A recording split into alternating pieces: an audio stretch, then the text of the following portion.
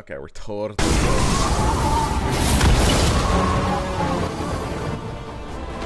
Ooh. Fire and fury burn in me. Shyvana. Bam, here it is. 4 mana, 3/4. I know that. I know those numbers. Dragon. Attack. Give me +1/+1 this round. So when she's attacking, she's a 4/5. Level up. I've seen dragon allies deal 12 damage. Interesting. So they have to deal damage. The dragon's rage claws. It's not that hard of a level up.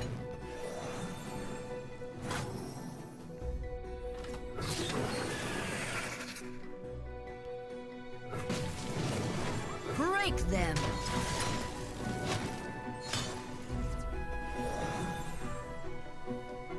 A challenge lies ahead of us. This time, we'll be ready for them. When I'm summoned, if you behold a dragon rally. Ooh. Ooh. That's interesting.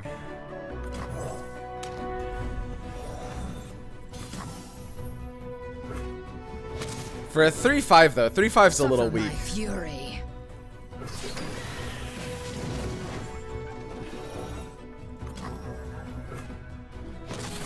Okay. Now I take to the sky. Makes sense.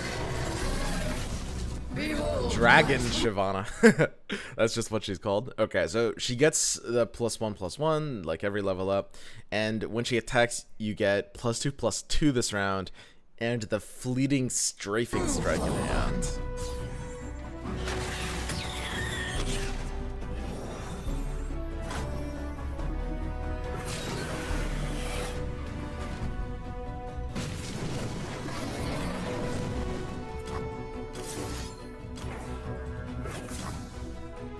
An ally and an enemy strike each other, then if the ally is a dragon, heal it too. So it's a single combat that's at 3 mana, but has a little bit of a benefit.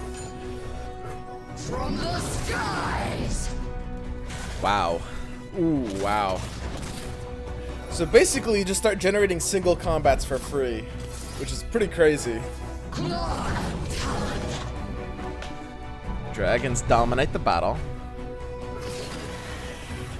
Let's see your stars bleed.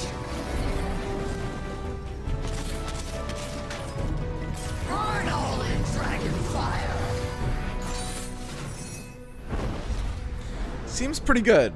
She definitely does seem like, and this is something I was saying, it would probably happen yesterday, but it definitely does seem to be like she will be the strongest of the 3 new champions that we're getting in this set. So let's go ahead. We haven't seen all the cards yet. Let's check them out here. Okay, let me make this a little bit bigger. So we have Shyvana's Confront. That's her champion spell. We saw that a little bit. Burst 3 mana. Grant an ally challenger. Shuffle a Shyvana into your deck. So it's grant, which is permanent. Interesting. We're not really going to be like for 3 mana. That's actually really expensive. I do like the sorry, I've got to keep it down a little bit today. I do like the grant keyword, but man, for 3 mana, that's not doing a ton. All right, we've got the 7 mana Eclipse Dragon, which is Daybreak. The next dragon or celestial unit you play costs 2 less, and it's got Nightfall, so it can only be one or the other, unless you've got the It's Always Day for us. That's the only way it can trigger both, right? Ooh. Nightfall is create a random dragon follower. Sorry, I'm gonna have to. It's quiet time today. My girlfriend's on a very important call, and we've got a very tiny apartment. So I'm gonna ASMR you guys the rest of this reveal, okay? Nightfall. Create a random dragon follower and celestial follower in hand. So it creates both. Wow. Interesting. Huh. So if you Daybreak, it's kind of like a 5/7. If you Nightfall, it's just like a draw 2. That's an interesting one. I'll have to come back to that one. And then lastly, we've got Cadragon, the Infernal.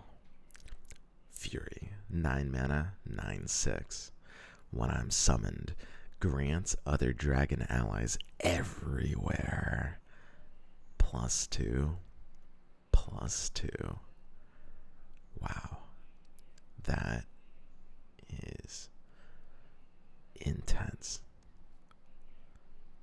Fuck, dude. It's a 9 mana card, dude. Good luck.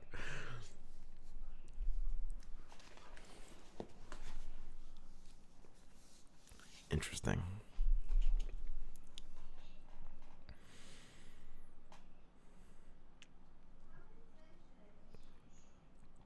Interesting. So, bit of a initial first impressions. So, a couple of things to note. Strafing Strike is an actual card. Strafing Strike is not a token because it's got a little rarity gem over here. So we can see Strafing Strike is a card that you can main deck. However, most of this card, you mostly would rather have the mana discount of single combat. And you're probably going to get a few off of a leveled Dragon Shyvana anyway. Shyvana is a pretty good card. Shyvana is basically, her front side isn't amazing. She's just like, she's a 3-4 on defense. She's a 4-5 on attack. But her backside, man, Shyvana's backside is fucking crazy. And she's very easy to level up in a dragon deck. Dragon allies deal 12 plus damage. That's nothing. Because they also, if they're blocking, they're also dealing damage when they block as well. She's going to be very easy to level up. And dragons needed a 4-drop anyway. So Shyvana will easily make dragon decks. Shyvana will easily be quite crazy in dragon decks. Let's go to the Dragon Guard lookout. This little guy down here. We saw the Dragon Guard lookout before. If you behold the Dragon Rally, it really brings to mind Citrus Courier. Overall, we thought at the time Citrus Courier would be pretty strong. It was a matter where rallies were kind of nuts. For the most part, I think you're just going to run Relentless Pursuit over this card.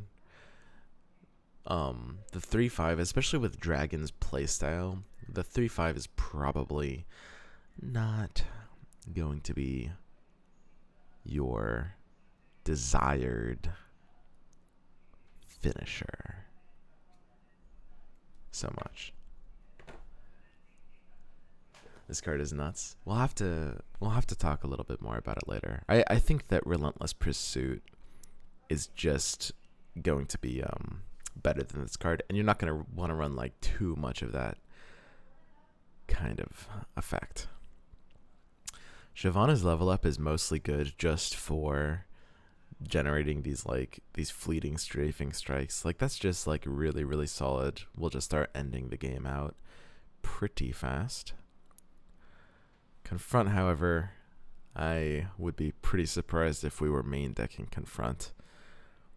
That seems unlikely for 3 mana. So now, all we have to do now is talk about the big boys. 7 mana and 9 mana. The Eclipse Dragon and Cadrigan, the Infernal. Are we running these in a dragon deck? And keep in mind, the Eclipse Dragon is a Targon card, whereas Cadrigan the Infernal is a Demacia card. I don't know if this matters, by the way, because you're kind of just running both of them together.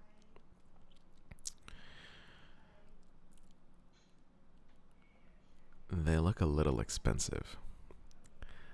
I'm not gonna lie. I mean, okay, if you're playing Eclipse Dragon, if you Daybreak it, it's like a 7 mana 7/5 that gains 2 mana later, which is like really bad.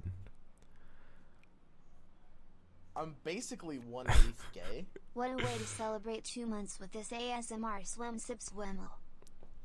Look, I'm not trying to This isn't meant to be like, you know, like I said, I've just got to keep it down. You guys are the ones sexualizing it. Okay, come on, like let's be honest about how this relationship is working, okay? Let's not kid ourselves. You can play Asol. That's the most relevant part of Eclipse Dragon, is cheating out Asol early. And that's only that, really, right? Like, it's doing nothing else on Daybreak. If you Nightfall it out, which might even be hard to do on turn 7, because it's a 7-mana card, and you basically just, like, get some card draw, which is pretty nice. Create a random Celestial Follower. It's kind of like that one for each mana point. They do have pretty good late game value. Yeah, for the most part, I think Eclipse Dragon is just going to be something that you're using to cheat out Asol, and probably not terribly worth it for much else. But yeah, you can play Asol on like turn 8, and that'll be pretty crazy. So Eclipse Dragon, only an Asol accoutrement. Alright, now let's get to the 9-mana big boy, Cadrigan the Infernal. I'm basically 1/8 gay. WTF is this ASMR shit? I thought I was coming for the squeaky swim voice. Cadrigan the Infernal. 9 mana, 9/6. When I'm summoned, grant other dragon allies everywhere +2/+2. So this is a casual 9 mana card. It's 9 mana, guys. So you can play this off of Eclipse Dragon as well, but I don't think it's worth running Eclipse Dragon if you're just playing Cadrigan afterwards. This one seems harder to play, for sure. Whereas Eclipse Dragon fulfills the niche of an Asol ramp card. Cadrigan the Infernal does seem quite poo-poo. It's like Ledros. Yeah, they've got the same mana and stat line as Ledros, except I think Ledros is I mean, first of all, people aren't really running Ledros either, but yeah, I mean, if we're making comparisons of that kind, I don't think Cadrigan the Infernal is really going to see that much play. Another clue is that it's epic, and epic cards in Legends of Runeterra are just really not great. Really not great. Tier 1 sub to Captain Nemo 70. So it does have Fury. Yeah, I like it when my 9 mana card can start growing beyond a 9/6 on turns 10, 11, etc. That's my kind of initial thoughts. And there's a lot to break down about these. So I'll probably, you know, we can jump into a call and see how that goes. But for the most part, Shyvana is looking pretty competitive. I think a Shyvana deck will be perfectly fine. Just like literally her own card herself, plus some of the reveals yesterday, plus the Demacia Targon deck we've already seen. It is possible to run a Shyvana Asol deck, but we'll have to see. We'll have to see. I think there's a decent chance you would run Asol in that deck, but I wouldn't say you have to run Asol. It could just be like Demacia Targon Dragons without Asol, just like a mid-range deck. I hate Asol. Honestly, I'm not a fan of Asol, but I will say Eclipse Dragon does make Asol a good bit better. Although the Asol nerf did make Asol a good bit worse. So you've got those two concepts to marry. Strafing Strike, we're not main decking. We're just getting it off of Dragon's Shyvana. It's like, you know, single combat 4 and 5 if we want to run like an additional. So Cadrigan only grants other dragon allies everywhere +2/+2. It doesn't grant itself, so it's only a 9/6. And then Dragon Guard Lookout is a card that I think is pretty solid, but I don't know if it'll end up being better than Relentless Pursuit. You can run this card over Relentless Pursuit if there's a meta where, you know, you're trying to beat out stuff like Deny, or maybe if you're running like the stone thingy that, you know, the stone golem thing that makes spells cost more. Maybe you can run Dragon Guard Lookout. Yeah, you're playing around Notify, you're playing around Deny.